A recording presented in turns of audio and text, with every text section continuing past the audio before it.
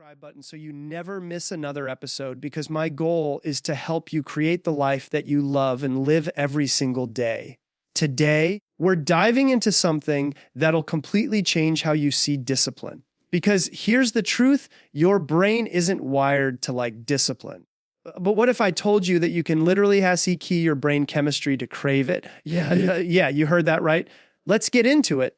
Listen, I need you to understand something about your brain right now. Your brain is not your enemy when it comes to discipline, but it is lazy by design. It's designed to conserve energy, to take the path of least resistance. So when you tell yourself, I'm going to work out for an hour today, or I'm going to write that entire business plan this weekend, your brain immediately throws up a massive wall of resistance. It's like, whoa. That sounds hard. That sounds exhausting. I don't want to do that. And then what happens? You don't do it. You procrastinate. You scroll on your phone instead. You convince yourself you'll start Monday. But here's where we're going to outsmart that lazy brain of yours. We're going to make discipline so ridiculously easy that your brain can't find a reason to resist. I'm talking about the 2-minute rule, and this is a complete game changer. The idea is simple: scale down whatever you want to do until it only takes 2 minutes or less. You want to start working out. Don't commit to an hour at the gym. Just commit to putting on your workout clothes. That's it. Just the clothes. You want to start reading more books. Don't tell yourself you're going to read for 30 minutes. Just read one single page. You want to start meditating. Don't sit there for 20 minutes. Just sit down and take 3 deep breaths. Now, I know what you're thinking. Come on, what's the point? 1 page isn't going to change my life. Putting on gym clothes without working out is useless.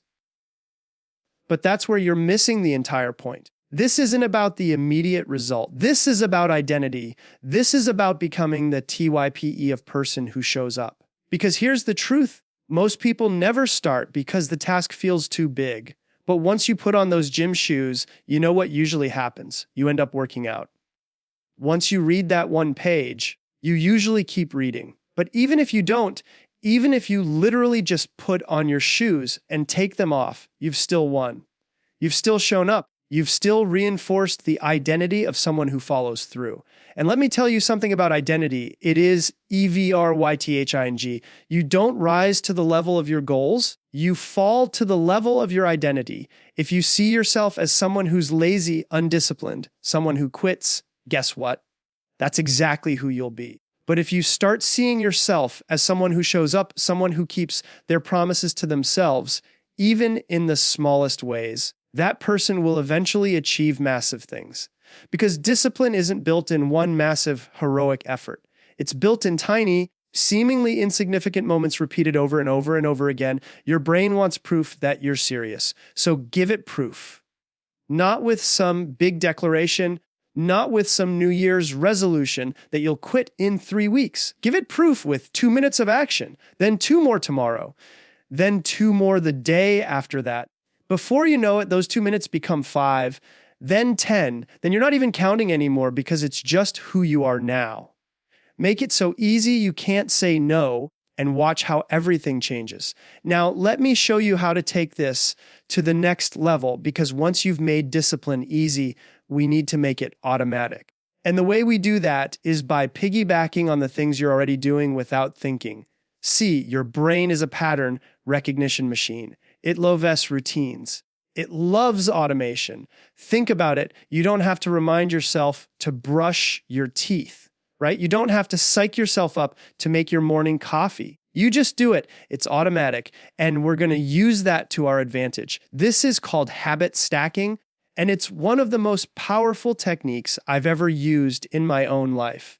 Here's how it works. You take an existing habit, something you already do every single day without fail, and you stack your new disciplined behavior right on top of it. It's like creating a neural pathway in your brain, and the existing habit is the on-ramp. You're not trying to build something from scratch. You're attaching to something that's already rock solid in your routine. Let me give you some real examples. Let's say you want to start a gratitude practice. Instead of trying to remember to do it randomly throughout the day, you link it to something you already do. After I pour my morning coffee, I will write down 3 things I'm grateful for. That's it. Coffee is already automatic. You don't forget to make coffee. So now gratitude becomes part of that same automatic sequence. Your brain doesn't have to work hard to remember because it's tied to something it already knows. Or maybe you want to get stronger. After I brush my teeth at night, I will do 10 push-ups. Every single night, you brush your teeth. It's non-negotiable. So now push-ups become non-negotiable too. They're not this separate thing you have to motivate yourself to do. They're just part of the toothbrushing routine. You brush, you drop, you do 10, you're done. Want to read more? After I get into bed, I will read 5 pages before I turn off the light. After I sit down at my desk in the morning, I will spend 5 minutes planning my day. After I park my car at work, I will take 3 deep breaths before going inside. After I finish lunch, I will go for a 10-minute walk. Do you see the pattern here? You're creating these automatic chains of behavior. And here's the beautiful part. Once you do this for a few weeks, it stops being something you do and starts being something you are. The habit becomes so wired into your routine that now doing it feels weird. You literally create a neural highway in your brain. The more you drive on that highway, the smoother it gets, the easier it becomes, until eventually you're not even thinking about it anymore. You're just cruising. The key is to be specific.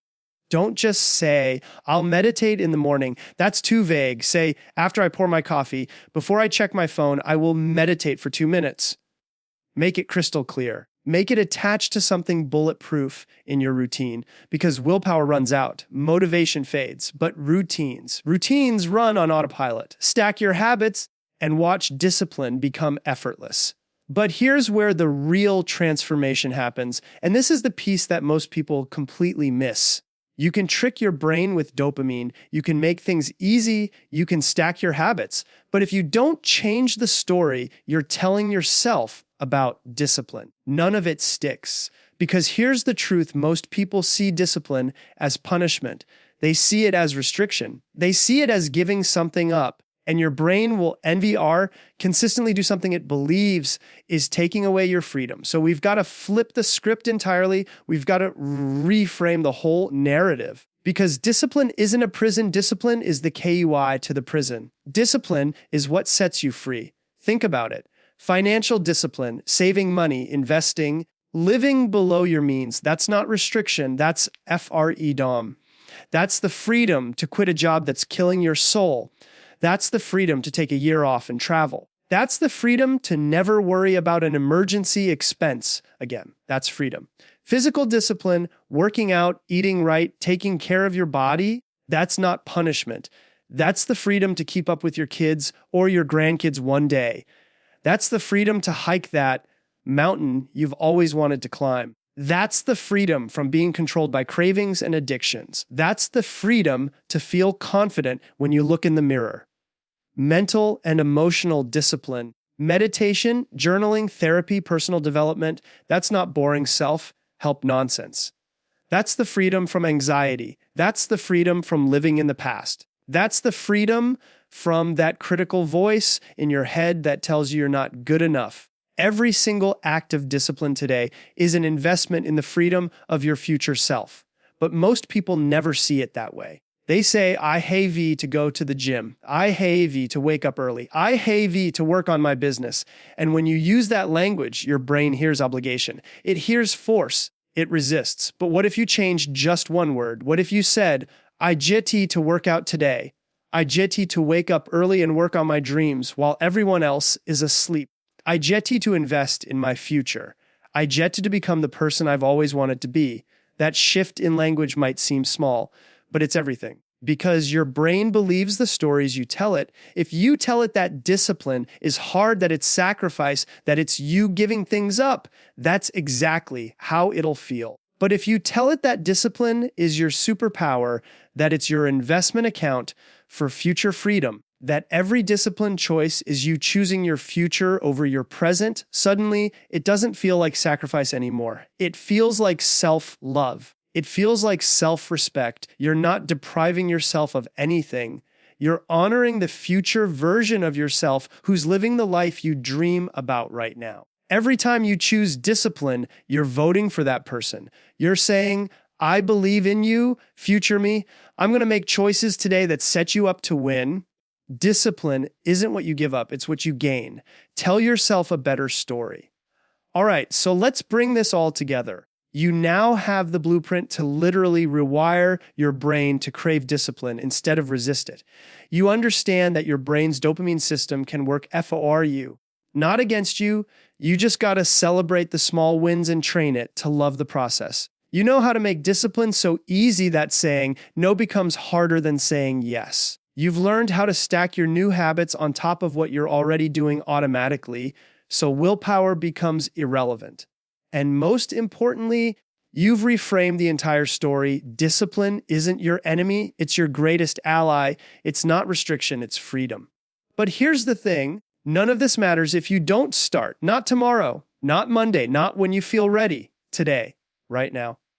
Pick anything from what we talked about, just one. Maybe it's celebrating your next small win. Maybe it's making your discipline so small it only takes 2 minutes. Maybe it's stacking one new habit onto your morning coffee routine. Maybe it's changing the words you use when you talk to yourself about discipline. Just pick one and do it today. Because here's what I know to be true: the person you're meant to become, the life you're meant to live, the impact you're meant to make, it's all on the other side of discipline. But not the white knuckle, grind your teeth, miserable kind of discipline.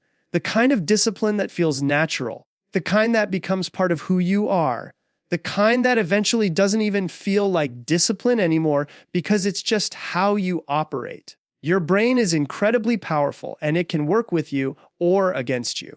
Today, you learned how to get it on your team, so go out there and use it. Create the habits, build the identity, tell yourself the right story. Because I promise you, 6 months from now, a year from now, you're going to look back and realize that everything changed the moment you stopped fighting your brain and started working with it. Now go out there and show yourself what you're really capable of. I believe in you. It's time you start believing in you too. I'll see you in the next one. Peace.